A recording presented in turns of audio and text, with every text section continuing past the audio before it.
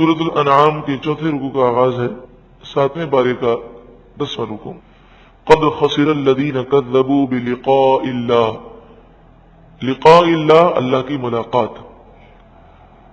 بے شک جن لوگوں نے اللہ سے ملنے کو جھٹلایا انہوں نے اپنے آپ کو برباد کیا۔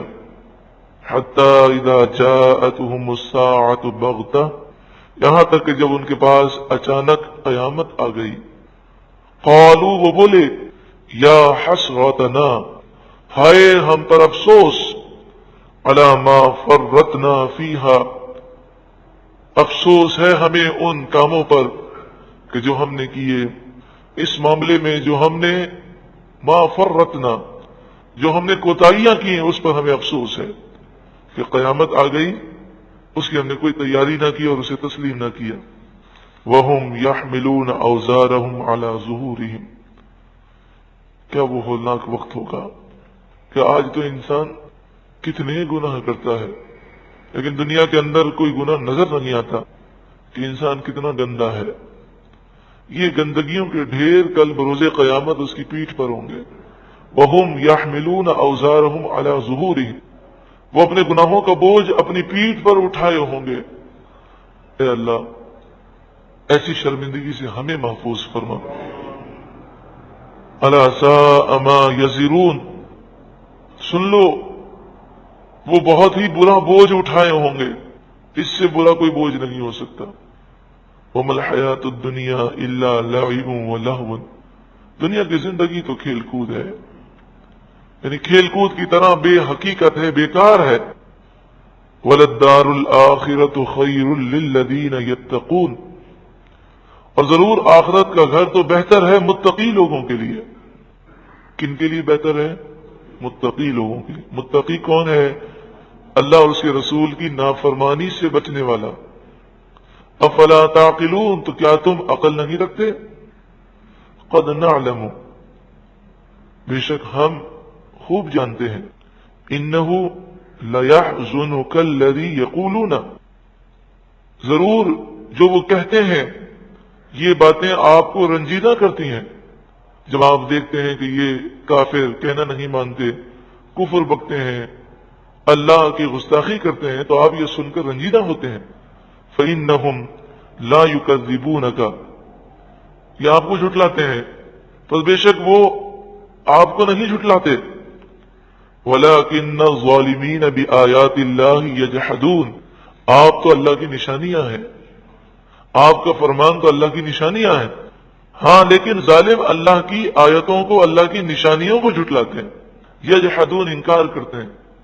وَلَقَدْ كُذِّبَتْ رُسُلٌ مِّن قَبْلِكَ، آپ سے پہلے جو رسول گزرے انہیں بھی جھٹلایا گیا۔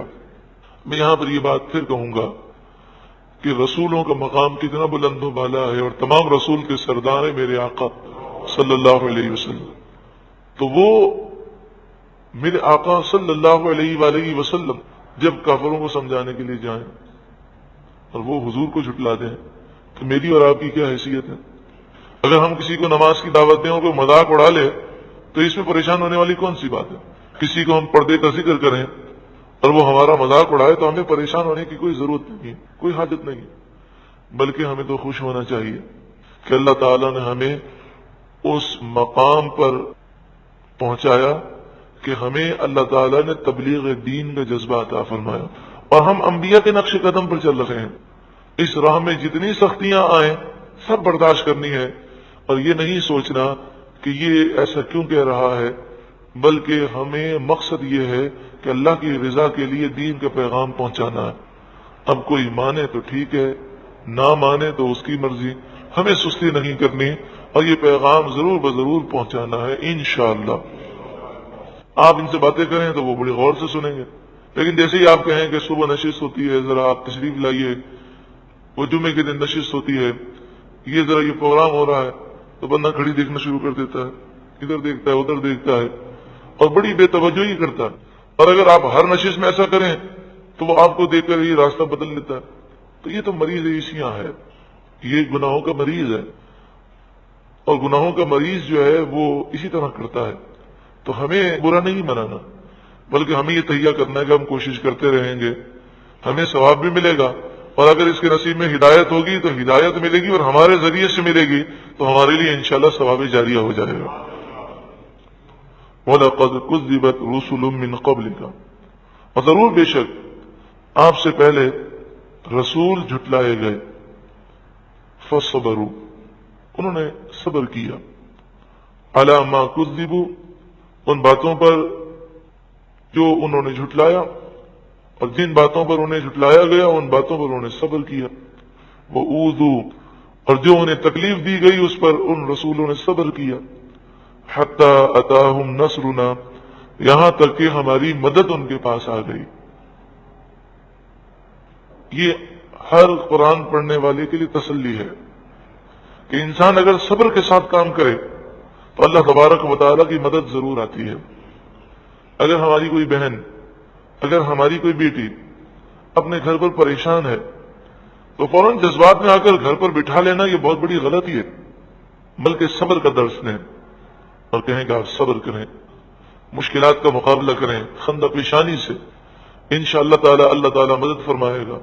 اور یہ ہم نے اپنی زندگی، مختصر زندگی میں ایسے واقعات دیکھے ہیں کہ جن بچیوں نے یہ سوچا کہ ہم اپنے گھر کو تباہ نہیں کریں گے، بچائیں گے اور اس راہ میں ساری تکلیفیں برداشت کریں گے، تو چند ہی سالوں میں یا چند ہی مہینوں میں اللہ نے ساری مشکلات آسان فرما دی، کیونکہ صبر کرنے والوں کے ساتھ اللہ ہے، مگر اخلاص ہونا چاہیے۔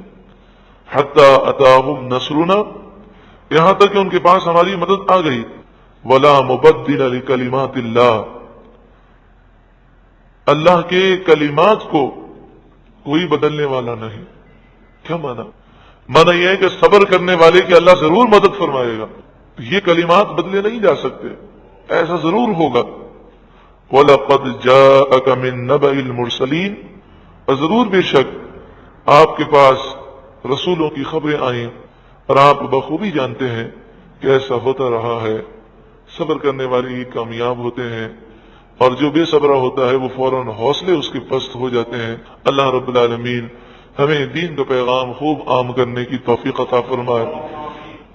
کتنی خوش نصیبی ہے کہ ہمیں اگر کوئی کہے یار تم ہر وقت تبلیغ کرتے رہتے ہو، ہر وقت نیکی کی دعوت، ہر وقت قرآن کی دعوت، کوئی دوسری بات ہے کہ نہیں؟ تو یہ ہماری کتنی خوش نصیبی ہے کہ ہمیں اللہ نے وہ کام کرنے کی سعادت عطا فرمائی جو انبیاء کا مشن ہے۔ ہر وقت نیکی کی دعوت دینا، قرآن کی دعوت دینا، اللہ کی کتاب کی طرف بلانا، دین کی دعوت دینا، یہ تو انبیاء کا طریقہ ہے۔ اللہ کا شکر ہے کہ اللہ تعالیٰ نے ہمیں یہ منصب عطا فرمایا، اور اس منصب کی جو قدر کرے گا اللہ تعالیٰ اسے مزید برکتیں عطا فرمائے گا۔ سورۃ الانعام آیت نمبر 26، اس کا ترجمہ و تفسیر ہم پھر دوبارہ بیان کریں گے کہ اس کے اندر کافروں کی ایک ایسی حرکت کا ذکر ہے جو آج بھی دنیا کے اندر پائی جاتی ہے۔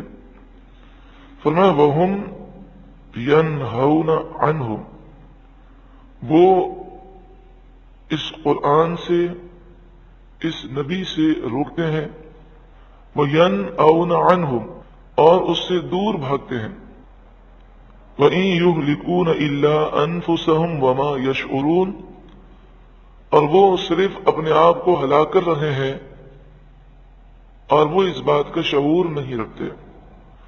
مشرکین لوگوں کو قرآن شریف سے اور رسول اللہ صلی اللہ علیہ وآلہ وسلم سے اور آپ پر ایمان لانے سے اور آپ کا کہنا ماننے سے روکتے تھے۔ اس کا شان نزول اس طرح ہے کہ اس زمانے کے جو کفار تھے وہ لوگوں کو حضور کی مجلس میں آنے سے روکتے تھے۔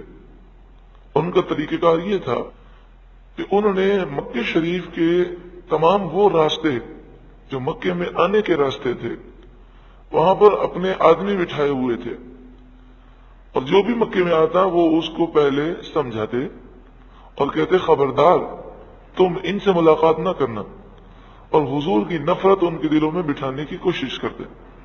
یہ تو آپ جانتے ہی ہیں کہ جب منفی پروپیگنڈا کسی کے خلاف ہو جائے تو عام طور پر لوگوں کی یہ ایک سوچ ہوتی ہے کہ وہ اس کے قریب نہیں جاتے، تو وہ حضور کے خلاف منفی پروپیگنڈا کر کے لوگوں کو حضور سے بدزن کرنے کی کوشش کرتے تاکہ وہ حضور کو نہ دیکھیں اور نہ ہی وہ حضور کے کلام کو سنیں۔ یہ کس قسم کا پروپیگنڈا کرتے تھے، آپ اس سے اندازہ کیجئے کہ نبی اکرم صلی اللہ علیہ وآلہ وسلم نے ایک بوڑھی عورت کو دیکھا کہ وہ اپنے سر پر سامان رکھ کر جا رہی ہے۔ آپ صلی اللہ علیہ وآلہ وسلم کمزوروں کے ہمدرد، تو آپ نے اس بوڑھی عورت سے کہا کہ اے بوڑھی عورت، تو کہاں جاتی ہے؟ اتنا بوجھ اٹھایا ہے تو اس سے تو چلا بھی نہیں جاتا۔ تو وہ کہنے لگی کہ سنا ہے کہ ایک محمد نامی شخص نے صلی اللہ علیہ وسلم نبوت کا دعویٰ کیا ہے، اور میں نے اس کے بارے میں بڑی خطرناک باتیں سنی ہیں، تو میں اپنا ایمان بچانے کے لیے، یعنی ایمان سے ان کی کیا مراد تھی؟ وہ جس باطل دین پر تھے، اس میں اپنا دین بچانے کے لیے بھاگ رہی ہوں۔ تو آپ صلی اللہ علیہ وآلہ وسلم نے فرمایا کہ تجھے کہاں جانا ہے؟ کہنے لگی فلاں جگہ مجھے پہنچا دو، بس یہ بستی میں چھوڑ رہی ہوں، پھر وہاں سے قافلہ آئے گا تو وہاں سے میں بیٹھ کے چلی جاؤں گی۔ تو آپ نے فرمایا مجھے سامان دے دو۔ آپ نے اس کو سامان لیا، اس نے آپ کو دیکھا، آپ کو دیکھتی ہی رہ گئی کہ اتنا نورانی چہرہ، اتنی نورانی شخصیت۔ آپ صلی اللہ علیہ وآلہ وسلم اس کا سامان لے کر چلے، وہ سارے راستے رسول اللہ کا نام لے کر نعوذ باللہ من ذالک برا بھلا کہتی رہی، محمد ایسا ہے، محمد ایسا ہے، نعوذ باللہ من ذالک۔ اور وہ سارا راستہ یہ کہتی رہی کہ تو مجھے بڑا اچھا نوجوان لگتا ہے، میں تجھے سمجھا رہی ہوں کہ اس سے بچ کر رہنا، تو نے میری جو خدمت کی ہے تو میں تجھے نصیحت کر رہی ہوں، تجھے بچا رہی ہوں۔ اب خاموشی کے ساتھ سنتے رہے۔ یہ میرے آقا صلی اللہ علیہ وآلہ وسلم ہی کی برداشت ہے، اور یہ آپ ہی کو اللہ نے تحمل عطا فرمایا۔ جب آپ اس مقام پر پہنچے تو بڑھیا کہنے لگی اے جوان، میں پھر کہتی ہوں کہ دیکھ اس نوجوان سے بچ کر رہنا، اچھا جاتے جاتے تو مجھے اپنا نام تو بتا جا، تیری شخصیت نے مجھے بڑا متاثر کیا ہے۔ تو آپ نے فرمایا تو جس سے بھاگ رہی ہے میں وہی ہوں۔ تو وہ حضور صلی اللہ علیہ وآلہ وسلم سے متعلق جب اس نے یہ دیکھا تو کلمہ پڑھ کے مسلمان ہو گئے۔ تو پروپیگنڈا جو ہے ان کافروں نے اتنا کیا تھا کہ لوگ حضور کی بات سننے کے لیے نہ آئیں، حضور کو دیکھے بھی نہیں۔ اور یہ صرف حضور صلی اللہ علیہ وآلہ وسلم کے خلاف ان کافروں نے نہیں کیا، بلکہ اس سے پہلے جتنے انبیاء آئے سب کے خلاف اسی طرح پروپیگنڈا کیا گیا۔ اور پھر حضور کے بعد جتنے اللہ کے نیک بندے حضور کے نقش قدم پر حضور کے غلام آتے رہے تو ان کے خلاف پروپیگنڈا کیا جاتا رہا۔ اور حضور کے غلام اعلی حضرت امام اہل سنت امام احمد رضا بھی ہیں کہ جنہوں نے 14ویں صدی کے اندر لوگوں کے ایمان کو بچانے کی کوشش کی، اور جن لوگوں نے رسول اللہ کی گستاخیاں کی آپ نے ان کے خلاف کتابیں لکھی اور ان کو قرآن و حدیث کے دلائل سے جوابات دیے، تو وہ اعلی حضرت کے دشمن ہو گئے۔ اور انہوں نے ایک البریلویہ کتاب لکھی اور اسے انہوں نے مفت لاکھوں کی تعداد میں پورے عرب شریف میں عربی زبان میں بانٹ دی۔ اس میں کیا لکھا ہے معلوم ہے آپ کو؟ اس میں لکھا ہے کہ اعلی حضرت امام اہل سنت قادیانی تھے نعوذ باللہ من ذالک، اور ان کے استاد بھی قادیانی تھے اور مرزا غلام قادیانی کے بھائی تھے نعوذ باللہ من ذالک، اور اعلی حضرت کا پورا خاندان نعوذ باللہ من ذالک وہ اہل تشیع سے تعلق رکھتا تھا، یہ ماتم کرتے تھے، یہ پیٹتے تھے، اور اس طرح کی بکواسات انہوں نے کتاب میں جھوٹ بھر کر، یعنی جھوٹ اتنا بولا ہے کہ میں سمجھتا ہوں کہ شیطان بھی اتنا جھوٹ نہیں بول سکتا، اتنا جھوٹ اس کتاب میں۔ اور پھر انہوں نے پورے عرب میں وہ کتاب پھیلا دی۔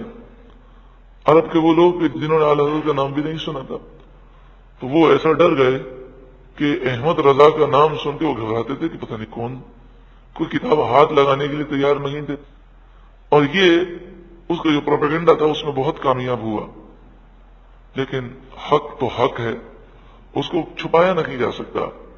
پھر ہوا یہ کہ اعلی حضرت امام اہل سنت کی کتابیں تقسیم کی گئیں اور بعض لوگوں کو دی گئیں، انہیں نہیں پتا تھا کہ یہ احمد رضا وہی ہیں۔ انہوں نے کہا ہوں گے کوئی ہند کے دوسرے کوئی، انہوں نے جب پڑھی تو انہوں نے کہا کہ یہ 8 صفحے کے رسالے میں علم کا ایسا سمندر ہے تو اس کی 1000 کتابوں میں کتنا سمندر ہوگا، یہ کون سی شخصیت ہے؟ جب انہیں بتایا گیا کہ یہ وہ ہے کہ سب سے پہلے قادیانیوں کے خلاف علم جہاد بلند کرنے والے امام احمد رضا ہیں، سب سے پہلے صحابہ کرام کے گستاخوں کے خلاف علم جہاد بلند کرنے والے امام احمد رضا ہیں۔ امام احمد رضا کا قصور کیا تھا؟ صرف یہ قصور تھا کہ انہوں نے حق بات کہی، اور رسول اللہ کے جو گستاخ تھے ان کے خلاف انہوں نے سخت قلم اٹھایا، تو ان ظالموں نے اعلی حضرت کے خلاف اتنا پروپیگنڈا کیا، یہاں تک کہ بعض جگہوں پر اعلی حضرت کی کتابوں پر پابندی بھی لگوا دی گئی۔ لیکن الحمدللہ اب مصر میں، شام میں، لبنان میں، عراق میں، ہر جگہ پر علماء کی زبان پر یہ لفظ جاری ہے کہ اگر کوئی ہند کا شخص آتا ہے تو اس سے کہتے ہیں امام احمد رضا کی کوئی کتاب ہو تو ہمیں دیجیے۔ تو حق جو ہے وہ چھپایا نہیں جا سکتا۔ ان لوگوں نے کیا کیا کہ وہ خود بھی دوسروں کو روکتے تھے اور خود بھی اس سے دور بھاگتے تھے، اور لوگوں کو رسول اللہ کے مجلس میں آنے سے، قرآن سننے سے روکتے تھے، اور اس لیے انہوں نے رسول اللہ کے خلاف بڑے پروپیگنڈے کیے، اور انہیں یہ ڈر تھا کہ کہیں رسول اللہ کا کلام مبارک لوگوں کے دلوں پر اثر نہ کر جائے۔ اور حضور کے جو غلام ہیں ان سے بھی انہیں یہی ڈر لگتا ہے کہ حضور کے غلاموں کی زبان میں بڑی تاثیر ہوتی ہے اور ان کی تحریر میں بڑی تاثیر ہے۔ تو اعلیٰ حضرت امام اہل سنت بھی حضور کے غلام ہیں، تو وہ جانتے تھے کہ اعلیٰ حضرت کی تحریر ایسی ہے کہ جس نے اگر 8 صفحے بھی پڑھ لیے تو اعلیٰ حضرت کا ہو جائے گا، تو اس لیے اعلیٰ حضرت کے خلاف انہوں نے جھوٹ کا پلندہ البریلیہ کتاب تیار کی، اور اس میں نعوذ باللہ من ذالک اتنے جھوٹ بولے ہیں کہ انسان پڑھتا ہے تو حیرت ہوتی ہے کہ کیا علمی دنیا کے اندر اتنا بھی سفید جھوٹ بولا جا سکتا؟ حالانکہ اعلیٰ حضرت نے 10 رسالے اعلیٰ حضرت نے قادیانیوں کے رد میں لکھے، اور یہ اس دور میں اعلیٰ حضرت نے قادیانیوں کا مقابلہ کیا ہے کہ اس دور کے اندر کوئی قادیانیوں کے خلاف بولنے والا نہیں تھا۔ اس آیت کریمہ کی تفسیر میں ایک قول یہ بھی ہے کہ اس سے مراد وہ کفار ہیں کہ جو کافروں کو روکتے ہیں کہ وہ رسول اللہ کو تکلیف نہ دیں، وَهُمْ يَنْهَوْنَ عَنْهُ، وہ کافروں کو روکتے ہیں حضور سے۔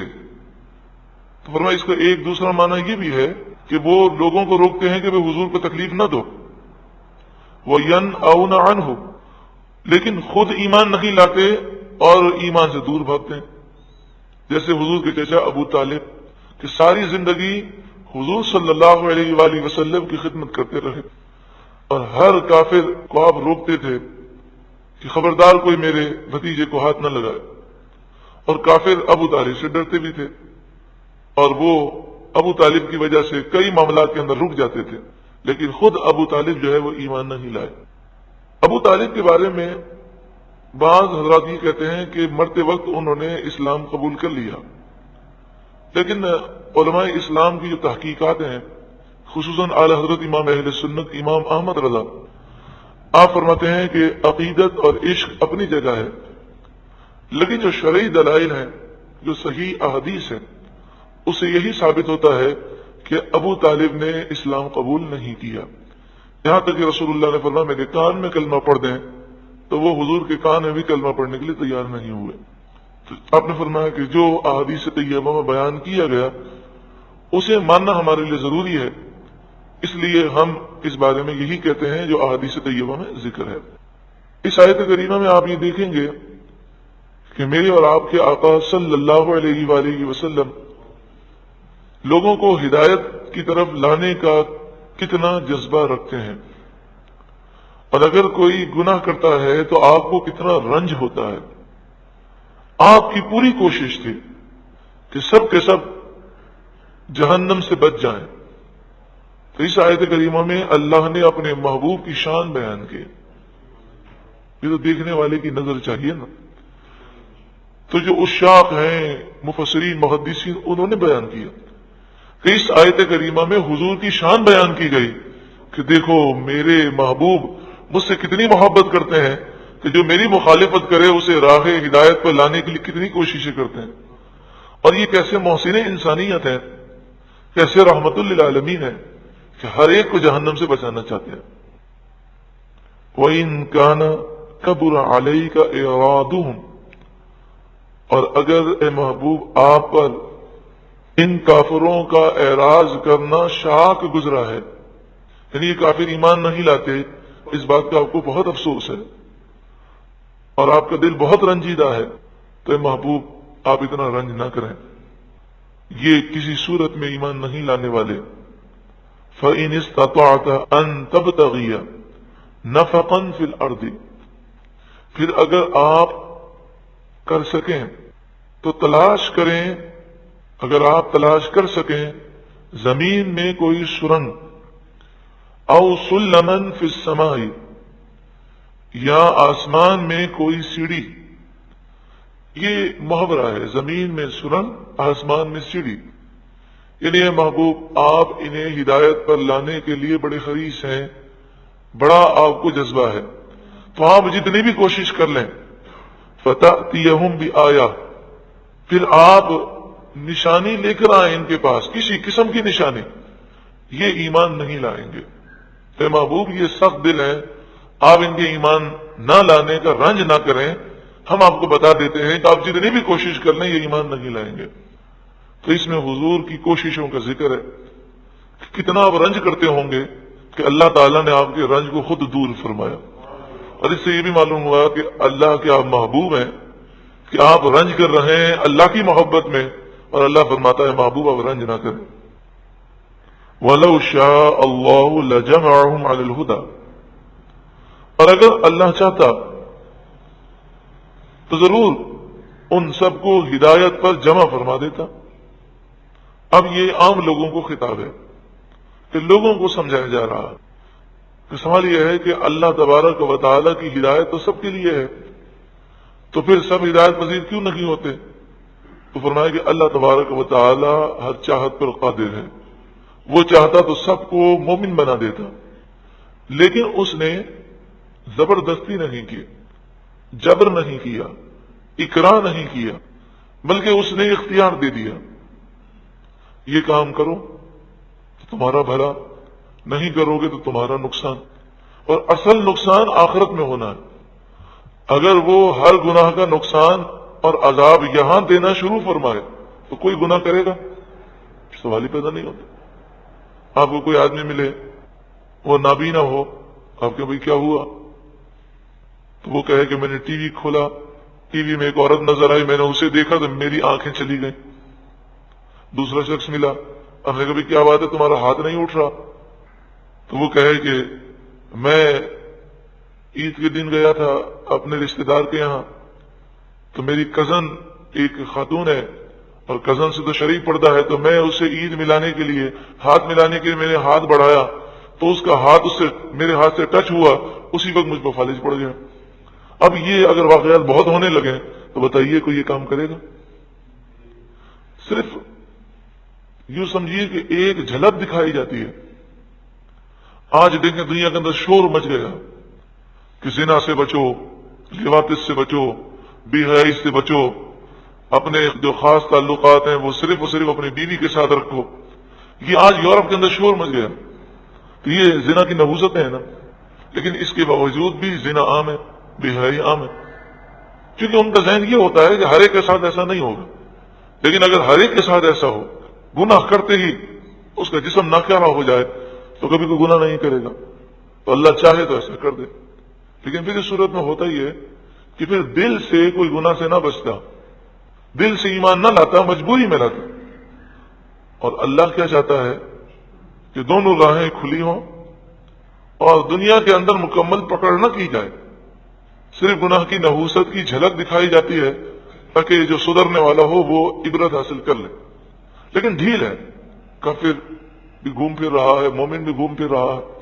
مومنوں میں جو اللہ کا ولی ہے، جو ہر گناہ سے ڈرنے والا ہے، وہ بھی دنیا کے اندر ہے، اور جو دن رات گناہ کرنے والا ہے وہ بھی دنیا کے اندر ہے. تو اصل سزا اللہ نے آخرت میں رکھی. وَلَوْ شَاءَ اللَّهُ لَجَمَعَهُمْ عَلَى الْهُدَى سے یہ مراد ہے کہ اگر اللہ تعالیٰ چاہتا تو سب کو ہدایت پر جمع کر دیتا، یعنی کسی کی جرت ہی نہ ہوتی کہ وہ گناہ کر سکے. اور گناہ کا اتنا خوف لوگوں پر طاری ہو جاتا کوئی گناہ کے قریب ہی نہ جاتا. جیسے ننگی تار ہے، اس میں کرنٹ دوڑ رہا ہے، تو آپ کو کسی کو بتانے کی ضرورت ہی نہیں ہے کہ بھئی ننگی تار کو ہاتھ نہ لگائیں، خود ننگی تار اسے بتا دے گی. جیسے ہی ہاتھ لگائے گا، جب جان سے ایک مرے گا تو سارے لوگ عبرت حاصل کر لیں گے. آپ کو کبھی اس پر کوئی سیمینار کرنے کی ضرورت نہیں ہے. کوئی آپ کو ماہانہ نشش کرنے کی ضرورت نہیں ہے کہ ننگی تار سے بچنا بڑا ضروری ہے، بڑا گناہ ہوتا ہے، یہ وہ کو بتانے کی ضرورت ہی نہیں، کیونکہ جو ایک بھی ننگی جو تار پہ ہاتھ لگائے گا وہ ننگی تار خود ہی بتا دے گی۔ اللہ تعالیٰ چاہتا تو گناہ جو ہے وہ ننگی تار سے بھی زیادہ اور جلدی نقصان دیتے، مگر رب نے ڈھیل دی ہے۔ مگر یہ یاد رکھیے کہ یہ ڈھیل موت تک ہے، اور موت سے فرار ممکن نہیں ہے۔ موت آئے گی تو ہر گناہ کی بھی سزا کا سلسلہ شروع ہوگا۔ ہاں یہ ضرور ہے کہ نیکیوں کی برکتیں انسان دنیا میں دیکھتا ہے، حقیقی سکون، چین، اطمینان، راحتیں صرف اور صرف اللہ کی یاد میں ہے۔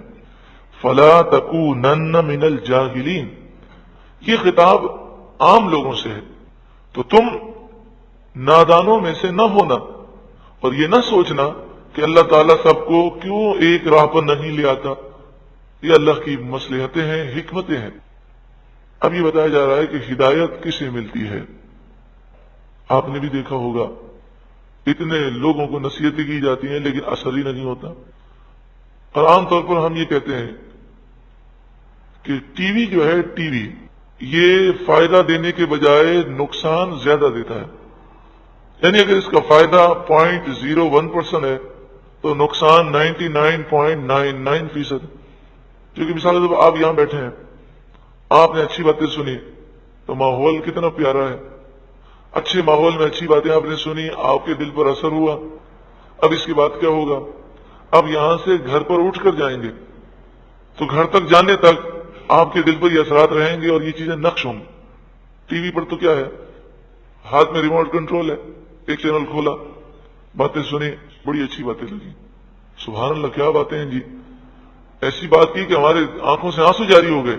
اب اس کے بعد دوسرا چینل بدلتا ہے تو وہی ناچ ہے، وہی گانے ہیں، تو وہ سارا حساب کتاب برابر ہو چکا۔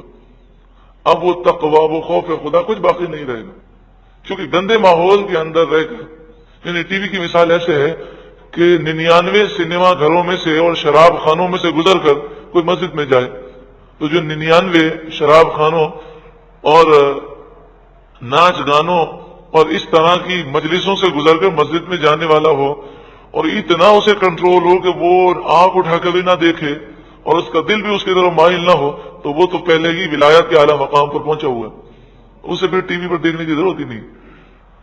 وہ تو واقعی اس کے پاؤں چومنے چاہیے، کتنا بڑا ولی ہے کہ 100 چینل پر شراب خانے ہیں، ناچ گانے ہیں، بے حیائی، فحاشی، عریانی ہے، اس کے گھر کے اندر بھی ہے، اور اگر وہ چینل بھی بدلتا ہے تو اس کے کان بھی بند ہیں، اس کی آنکھیں بھی بند ہیں، اور کبھی اس کی نگاہ ہی نہیں پڑتی۔ تو اتنا تو وہی کر سکتا ہے جو ولایت کے کس مقام پر ہو، اعلیٰ مقام پر فائز ہو، تو اسے پھر ٹی وی دیکھنے کی ضرورت ہی نہیں، وہ تو خود پہنچا ہوا ہے۔ اور عام آدمی، آپ اپنے ضمیر سے پوچھیں، کیا کوئی عام آدمی ایسی گندگیوں کے اندر رہ کر اپنی نگاہوں کی اور اپنے کان کی حفاظت کر سکے گا؟ تو کہنے کا مقصد یہ ہے کہ ہدایت کسے ملتی ہے؟ تو ہدایت اسے ملتی ہے کہ جو غور کرتا ہے، نصیحتوں پر غور کرتا ہے، توجہ سے سنتا ہے، سننے کے بعد بھی اس پر غور کرتا ہے۔ جیسا کہ ہم آپ سے پہلے بھی کہہ چکے ہیں کہ جنازہ تو سبھی دیکھتے ہیں، لیکن جنازہ دیکھ کر عبرت کون حاصل کرتا ہے؟ جو اس پر تھوڑی دیر سوچتا ہے، اپنی موت کو یاد کرتا ہے۔ انما یستجیب الذین یسمعون، مانتے تو وہی ہیں جو غور سے سنتے ہیں، دل لگا کر سمجھنے کے لیے سنتے ہیں تو اثر ہوتا ہے۔ والموتى یبعثهم اللہ، کہ جہاں تک ٹی وی کا تعلق ہے، یہ میں آپ سے ایک عرض کر رہا ہوں کہ ایسے کئی لوگوں کو ہم جانتے ہیں کہ جو بڑے متقی پرہیزگار تھے، نہ تو اگر وہ سنتے تھے تو آنکھوں سے آنسو جاری ہوتے تھے، کبھی کوئی نماز قضا نہیں ہوتی تھی، ان کے ماں باپ پریشان تھے کہ بچہ مولوی بن گیا، تو ماں باپ نے صرف ٹی وی پر بٹھا دیا اور کچھ بھی نہیں کیا۔ اب ان کا بیان ہے کہ اب ہمارا نماز میں دل لگتا ہے نہ نیکی میں دل لگتا ہے۔ تو اگر کسی ایک پروگرام سے اگر دل پر چوٹ بھی لگی ہوگی تو باقی 100-150 جو چینل ہیں وہ بگاڑنے کے لیے کافی ہیں۔ اور حضرت امام غزالی علیہ رحمہ بڑی ہی پیاری بات فرماتے ہیں، 100 برس کی ریاضت و مجاہدات سے قرب الہی کی جو نعمت ملتی ہے اور روحانیت کے انسان جس مقام پر پہنچتا ہے، ایک دفعہ کی بدنگاہی سے سب چلا جاتا ہے. تو اب ٹی وی چینل بدلتے ہوئے، ارے یہ چینل تو اس نمبر پر آتا تھا، یہ تو آگے پیچھے ہو گیا، چلے اس کو گھماتے ہیں. وہاں پہنچا اور اس کی نگاہ پڑ گئی اور بدنگاہی ہو گئی، دل پر اس کا کالا اثر پڑ گیا. تو اب اس ایک پروگرام کا کیا اثر ہوگا؟ یہاں تو حضرت امام غزالی فرماتے ہیں 100 برس کی ریاضت اور مجاہدات سے جو نور ملا ہوگا وہ ایک ہی دفعہ میں چلا جائے گا، کیونکہ بدنگاہی کا اثر ڈائریکٹ جو ہے دل پہ پڑتا ہے. والموت، اور جو مردہ دل ہیں یعنی کفار، یبعثهم اللہ انہیں اٹھائے گا کل بروز قیامت. ثم الیہ یرجعون، پھر وہ اللہ ہی کی طرف لوٹائے جائیں گے اور انہیں ان کے اعمال کی سزا دی جائے گی. وقالوا، اور وہ کفار مکہ بولے، لولا نزل علیہ آیۃ من ربہ، ان پر ان کے رب کی طرف سے کوئی نشانی کیوں نہیں نازل کی گئی. کتنے ظالم لوگ ہیں کہ اللہ تعالیٰ نے کثیر نشانیاں، آیتیں، معجزات دے کر اپنے نبی کو بھیجا کہ حضور تو سراپا معجزہ ہیں. سارے معجزات کا ان نادانوں نے انکار کر دیا اور کہتے ہیں کہ کوئی نشانی کیوں نہ بھیج دی، کوئی نشانی کیوں نہ اتاری. اب یہ کون سی نشانی مانگ رہے ہیں؟ کہتے ہیں یہ نشانیاں کافی نہیں ہیں، ہمیں تو ایسی نشانی چاہیے کہ جس کے بعد عذاب آنے والا ہو، جس کے ساتھ ہی عذاب ہو. یعنی ایسی وہ نشانیاں مانگتے ہیں. جیسا کہ سورہ انفال آیت نمبر 32 میں ہے، کافروں نے کہا اے اللہ اگر یہ سچا دین ہے تیری طرف سے، یہ رسول سچے ہیں، یہ کتاب سچی ہے، تو ہم پر آسمان سے پتھروں کی بارش نازل فرما یا ہمیں دردناک عذاب دے. سوال یہ ہے کہ ایسی نشانی دیکھنے کا فائدہ کیا ہوگا؟ اس نشانی کو دیکھ کر تو وہ ہلاک ہو جائیں گے، اور اس نشانی کو جب دیکھیں گے تو توبہ کا دروازہ بند ہو جائے گا. قل، اے محبوب آپ فرمائیے، یہ مت سمجھنا کہ اللہ تعالیٰ ایسی نشانی اتارنے پر قادر نہیں ہے. وہ چاہے تو ابھی اتار دے، لیکن وہ رحیم ہے، وہ کریم ہے، وہ غفور ہے، وہ ڈھیل دے رہا ہے کہ تم ہدایت پر آ جاؤ. قل، اے محبوب آپ کہہ دیں ان اللہ قادر، بے شک اللہ قادر ہے، علی ان ینزل آیہ، اس پر کہ وہ کوئی نشانی نازل کرے. ولکن اکثرہم لا یعلمون، لیکن اکثر لوگ جانتے نہیں ہیں کہ یہ نشانی جب آئے گی تو یہ ان کے لیے بلا ہوگی، یہ ان کو تہس نہس کر دے گی، یہ انہیں ہمیشہ کے لیے تباہ کر دے گی. ایسی نشانی وہ مانگ رہے ہیں. وما من دابۃ فی الارض ولا طائر، دابہ فی الارض زمین میں چلنے والے جانور، ولا طائر، طائر مانے پرندہ، یطیر بجناحیہ، یطیر بجناحیہ جو اڑتا ہے اپنے پروں کے ذریعے، الا امم امثالکم، وہ تمہاری جیسی امتیں ہیں. امم امثالکم، وہ تمہاری جیسی کیا ہیں؟ امتیں ہیں.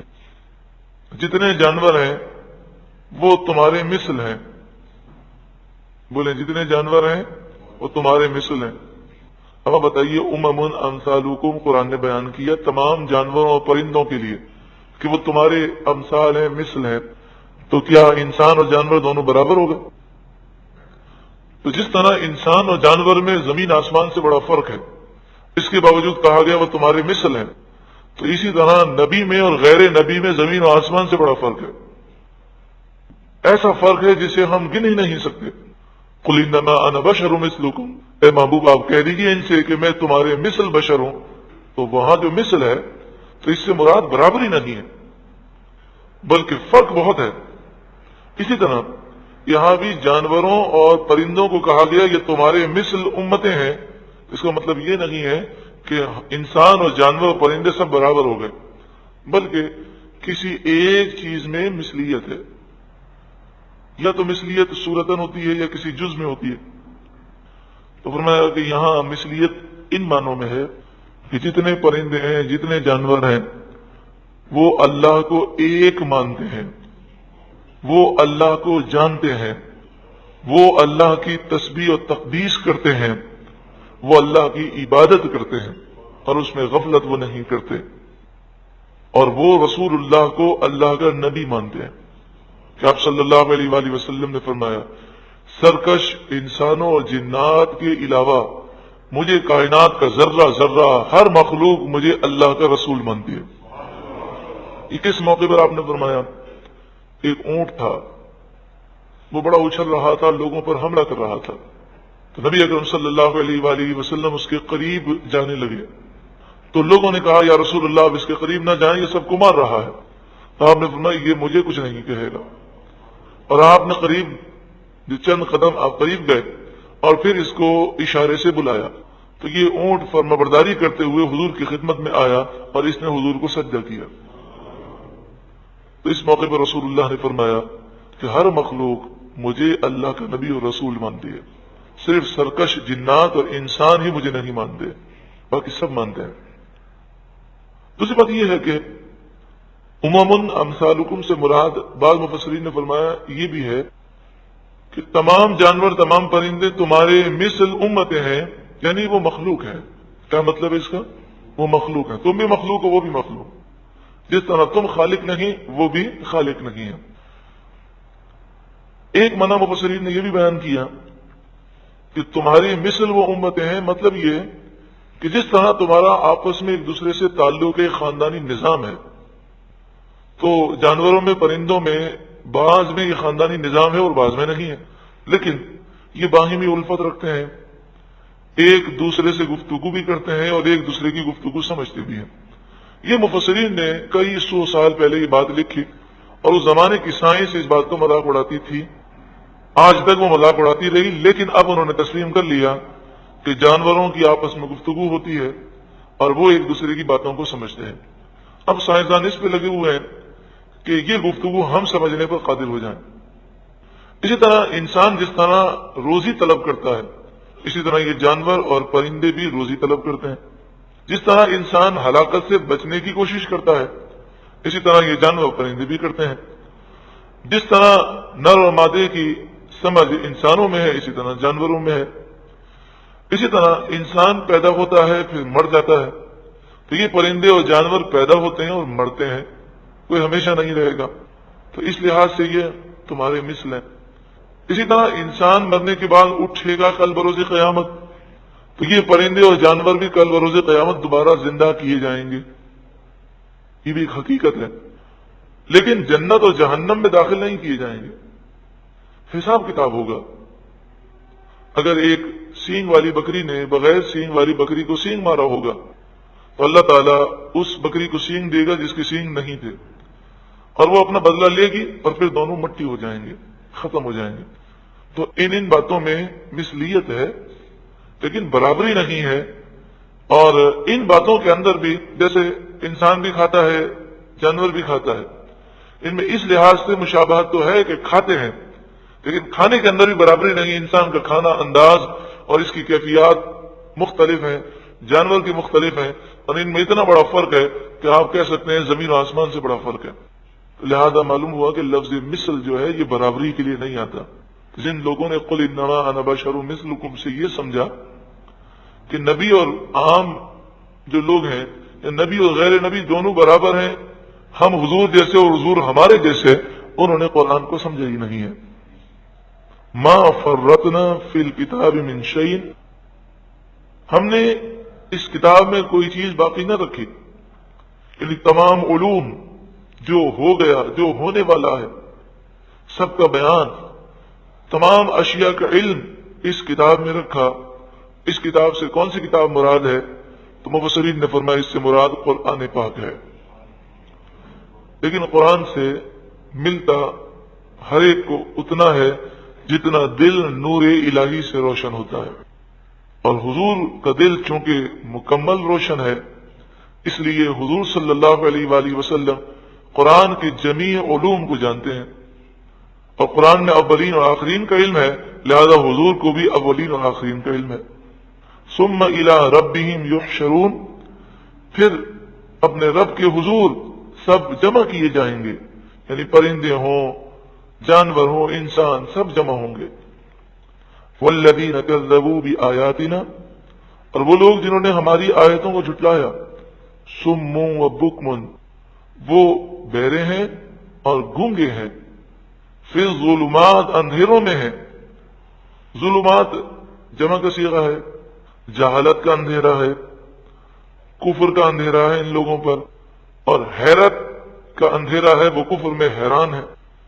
من یشاء اللہ یضللہ، جسے اللہ چاہتا ہے گمراہ کر دیتا ہے۔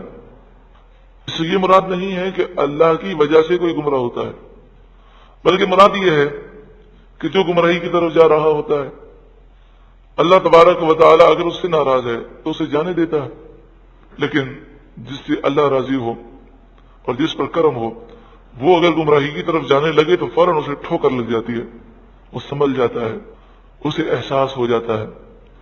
آپ نے دیکھا ہوگا بعض لوگ کہتے ہیں فلاں آدمی تو اتنا حرام کماتا ہے، کچھ بھی نہیں ہوتا، اور ہم دکان پر بیٹھے بیٹھے ایک جھوٹ بول لیں، فوراً بچے بیمار ہو جاتے ہیں، یہ ہو جاتا ہے، وہ ہو جاتا ہے۔ تو اللہ تبارک و تعالیٰ کا ہم پر کرم ہے، اور ہمیں شکر کرنا چاہیے کہ حرام ہمارے حلق سے نہیں اتر سکتا، یہ اللہ کا کرم ہے۔ اگر ہم کوئی گناہ کریں اور فوراً ہمیں اس کی نحوست کا احساس ہو جائے تو یقیناً یہ کرم ہے، اور جتنا قرب زیادہ ملے گا اتنا جو ہے وہ یہ معاملات زیادہ ہوتے ہیں۔ حضرت سفیان ثوری رحمۃ اللہ تعالی علیہ ولی کامل ہے، اور آج سے سینکڑوں سال پہلے، یعنی آپ کا جو سن وصال ہے اس اعتبار سے تقریباً 1000 سال یا 1100 سال گزر گئے آپ کے وصال کو۔ آپ کو کیا مقام و مرتبہ ہے کہ تصوف کی ہر کتاب میں حضرت سفیان ثوری کا ذکر ضرور ہوتا ہے۔ آپ سے پوچھا گیا کہ ثوری آپ کو کیوں کہا جاتا ہے؟ ثوری کے معنی ہے تو میرا بیل۔ تو آپ نے فرمایا کہ ایک دن ہوا یہ کہ مسجد میں آتا تھا، سیدھا قدم مسجد میں رکھتا تھا، اس دن میری توجہ نہ رہی اور میں نے الٹا قدم مسجد میں رکھ دیا، تو مجھے غیب سے ندا ہوئی، اے میرے بیل، اے ثوری، ہمارے گھر میں آنے کا ادب نہیں ہے۔ تو اس آواز میں، اس غیبی ندا میں وہ لذت تھی کہ اس لذت کو یاد رکھنے کے لیے میں نے اپنے نام کے آگے ثوری لگا لیا۔ اب دیکھیں مسجد کے اندر الٹے قدم سے اگر کوئی داخل ہو تو نہ حرام ہے نہ گناہ ہے، نہ یہ فرض ہے کہ سیدھی قدم سے داخل ہو، نہ یہ واجب ہے، نہ یہ سنت موقدہ ہے۔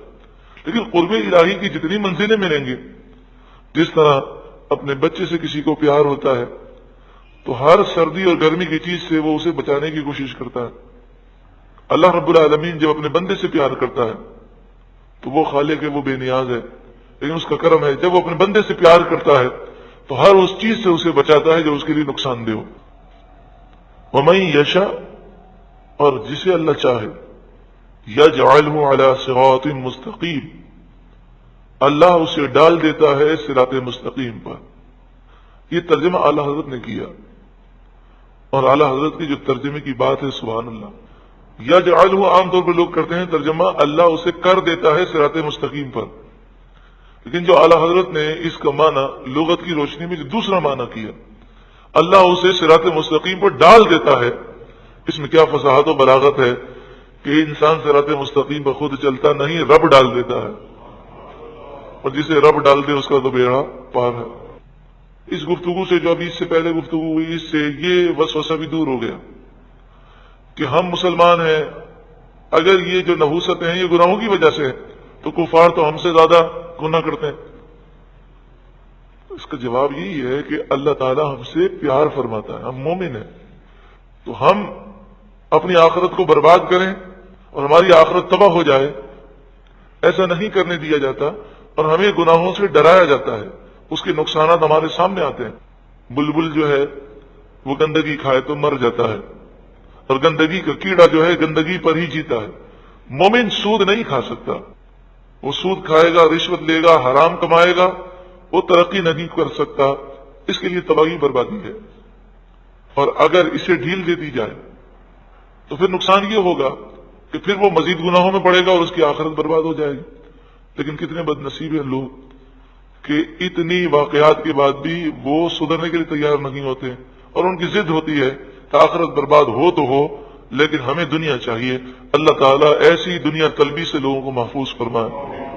قل، اے محبوب آپ فرمائیے، ارائیتکم، بھلا بتاؤ تو صحیح، یعنی تم مجھے خبر دو، ان اتاکم عذاب اللہ، اگر اللہ کا عذاب تمہارے پاس آئے، او اتتکم الساعۃ، یہ تمہارے پاس قیامت آ جائے، اغیر اللہ تدعون، تو کیا تم اللہ کے سوا دوسرے خداؤں کو پکارو گے؟ اس وقت تم اللہ کو پکارو گے اور اللہ کے سوا کسی کو خدا نہیں مانو گے، تو اس وقت جتنے جھوٹے خدا ہیں انہیں جھوٹا مانو گے۔ ان کنتم صادقین، اگر تم سچے ہو تو بتاؤ۔ بل ایاہ تدعون، بلکہ تم کسی جھوٹے خدا کو یاد نہیں کرو گے، اس وقت تم صرف اللہ وحدہ لا شریک کو یاد کرو گے۔ فیکشف ما تدعون الیہ ان شاء، اگر وہ چاہے تو وہ مصیبت جو تم پر پڑی ہے اور جس مصیبت سے بچنے کے لیے تم اسے یاد کر رہے ہو، وہ چاہے تو وہ مصیبت دور کر دے۔ وَتَنْسَوْنَ مَا تُشْرِكُونَ، اور اس وقت تم جھوٹے خداؤں کو بھول جاؤ گے۔ مراد یہ ہے کہ جب تمہارا یہ عقیدہ ہے کہ یہ پتھر کے بے جان بت کسی کام کے نہیں، تو تم انہیں خدا کیوں مانتے ہو، انہیں الہ کیوں سمجھتے ہو، ان کی پوجا کیوں کرتے ہو؟ ابھی آپ کے سامنے ایک عظیم فلسفہ قرآن کی تفسیر کی روشنی میں سامنے پیش ہوا کہ جس سے اللہ کو پیار ہے، اللہ اسے گناہوں سے بچاتا ہے۔ سمجھانے کے لیے پھر مثال دی جاتی ہے، لیکن پورے محلے میں کتنے بچے ہیں جو اسکول نہیں جاتے ہوں گے، مدرسے نہیں جاتے ہوں گے اور کئی برائیوں میں مبتلا ہوں گے، لیکن سب سے زیادہ روک ٹوک آپ کس کو کرتے ہیں؟ اپنے بچے کو سب سے زیادہ۔ تو کیا آپ کو اپنے بچے سے نفرت ہے؟ پیار ہے۔ آپ اس کی ذرا سی بھی غلطی برداشت نہیں کر سکتے، یہاں تک کہ چھوٹی سی بھی غلطی ہو تو آپ کوشش کرتے ہیں کہ میں اس کی اصلاح کی کوشش کروں۔ تو جس سے پیار ہوتا ہے اسی کی اصلاح کی کوشش کی جاتی ہے، اور جس سے تعلق نہیں ہوتا تو انسان کو کیا پڑے۔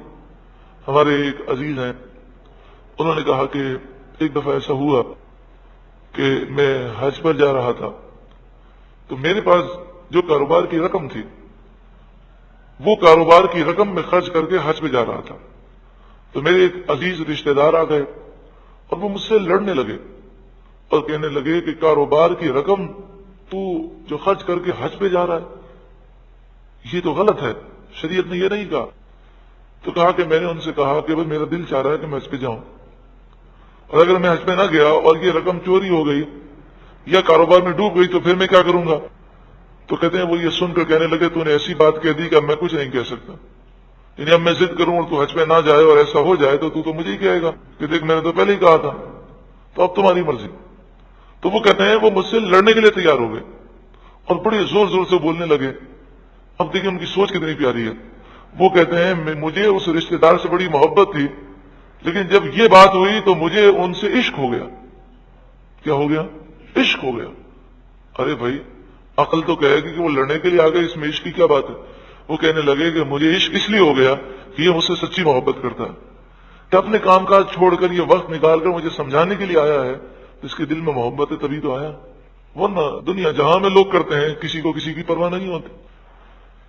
یہ مثال دنیاوی ہے۔ رب اور بندے کے درمیان جو محبت ہے اس کی کوئی مثال نہیں پیش کی جاتی۔ اللہ تعالی ہم سے 70 ماؤں سے بڑھ کر پیار فرماتا ہے۔